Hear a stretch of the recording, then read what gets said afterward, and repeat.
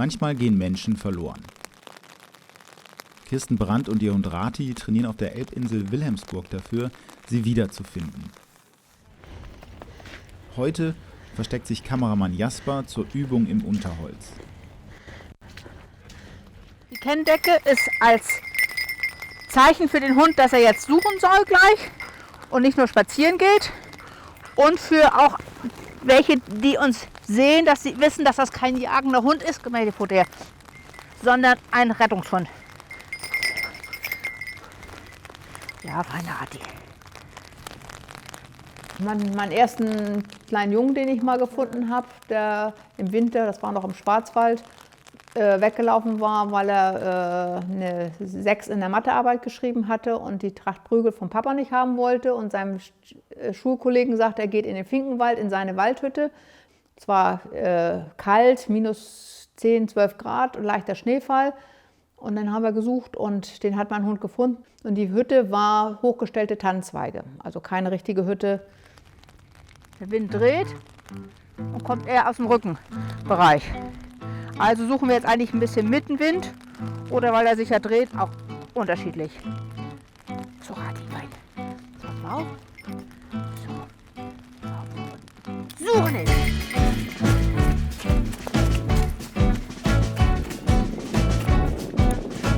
Dieses Gefühl, dass man, also wie gesagt, dieses Kind gefunden hat, dass es lebend gefunden wurde, das ist, war ein High-Gefühl. Also das war richtig schön und ich auch erfahren habe, 2 Tage später ist aus dem Krankenhaus rausgekommen, ohne Folgeschäden. Das war richtig schön.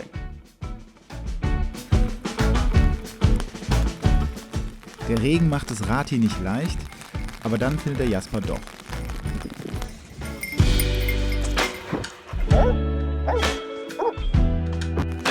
Ja, prima, waren wir gleich so. Wuppi.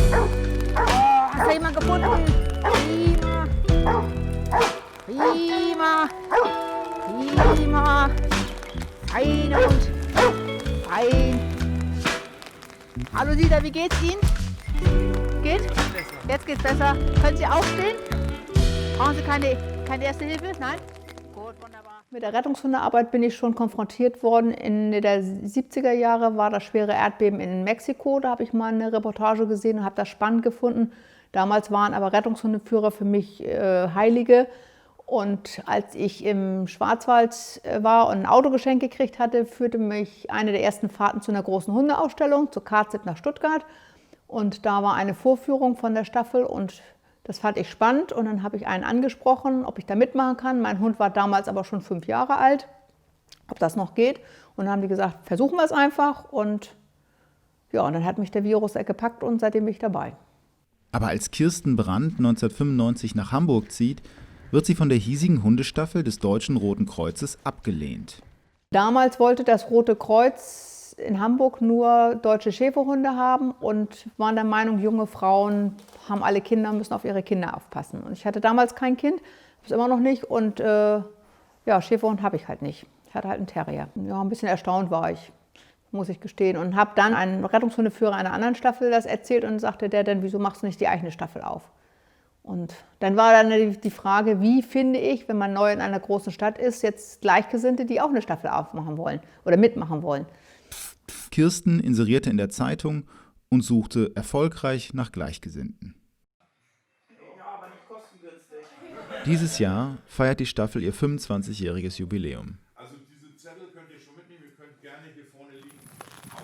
Bernd Larsen verlässt die Jahreshauptversammlung vorzeitig, um sich in dem simulierten Trümmerhaus im Nachbargebäude für Rati zu verstecken. Der Terrier braucht sein regelmäßiges Training. Also hier in dem Gebäude üben wir jetzt etwas Trümmersuche. In die obere Etage haben wir ein paar Trümmer aufgebaut, kleinere Trümmer, wo wir Leute verstecken können. Und der Hund soll lernen, der Geruchsspur zu folgen, der Witterung, und dann da anzuzeigen, wo er am dichtesten an den Menschen rankommt, durch Bellen. Und dann kann ich zu der Person hingehen und die befreien. Du bist das Opfer jetzt quasi. Ja? Er spielt das Versteckperson. Er opfert sich. In dem Gebäude, in das jedes Jahr die Kommandozentrale des Dockville Festivals einzieht, verbirgt sich hinter Kettenschlössern das Trümmergelände. Das ist ein Keil. Während Bernd sich im Obergeschoss versteckt, muss Rati unten warten.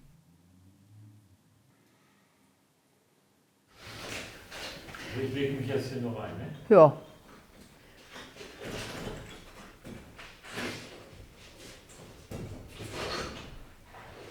Und warten und warten.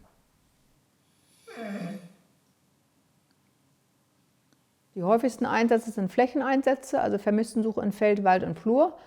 Und wir suchen sehr viel demente alte Leute, manchmal auch Kinder, manchmal auch Leute, die sich das Leben nehmen wollen, manchmal schockverletzte Autofahrer, die im Schock den Unfallort verlassen haben und verletzt oder unverletzt irgendwo weggelaufen sind. Es kann immer was passieren, dass man irgendwas sieht, was einen doch von den Socken haut, aber dann gibt es psychologische Hilfe, die man in Anspruch nehmen kann, dass man wieder aufgefangen wird.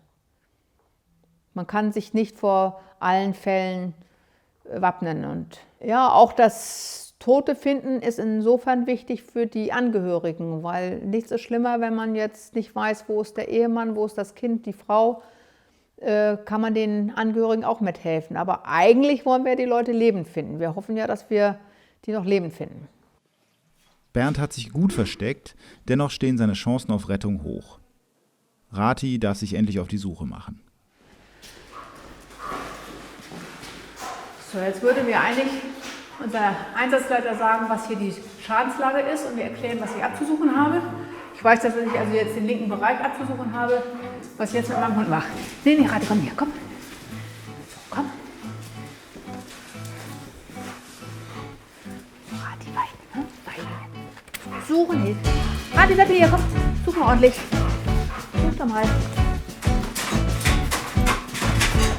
Guck doch mal nicht nach. Der Fein, such.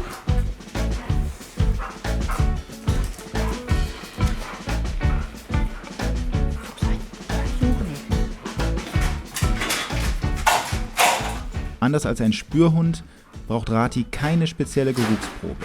Er ist darauf trainiert, alle Menschen anzuzeigen, die er findet. Prima. Und weiter.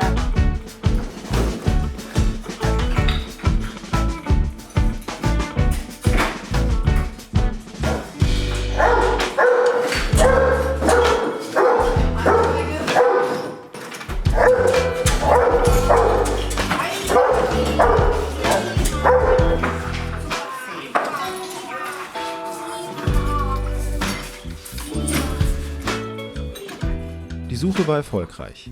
Das Aufspüren von vermissten Menschen trainiert Kirsten mit ihrem Hund seit Jahren. Rati ist ihr dritter Airedale Terrier. Ja, ich bin ein Terrierfreund und finde den Airedale Terrier er hatte ihre ideale Größe, ist nicht zu klein, nicht zu groß, ist ein robuster Hund. Was hat Rati so für ein Gewicht? 28 Kilo.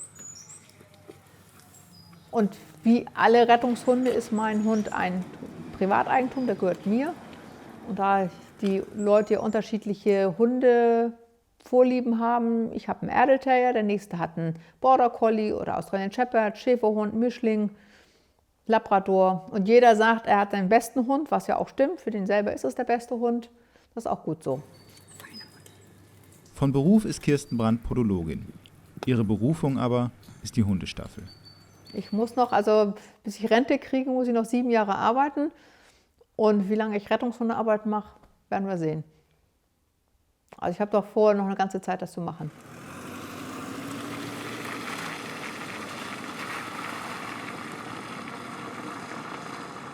Das Team ist rund um die Uhr einsatzbereit. Die Rettungshundestaffel bestimmt Kirsten Brandts Leben.